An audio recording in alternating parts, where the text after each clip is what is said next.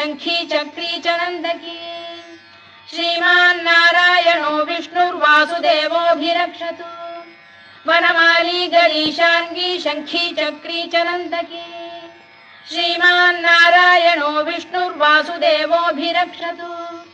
इतीदं कीर्तनीयस्य केशवस्य महात्मनः नाम्नां सहस्रं दिव्यानामशेषेण प्रकीर्तितम् य इदं शृणुयात् नित्यं यश्चापि परिकीर्तयेत् नाशुभं प्राप्नुयात् किञ्चित् सोमुत्रेह च मानवः वेदान्तगो ब्राह्मणः स्यात् क्षत्रियो विजयी भवेत् वैश्यो धनसमृद्धः स्यात् शूद्रः सुखमवाप्नुयात् धर्मार्थी प्राप्नुयात् धर्ममर्थार्थी चार्थमाप्नुयात् कामानवाप्नुयात् कामी प्रजार्थी चाप्नुयात् प्रजाम्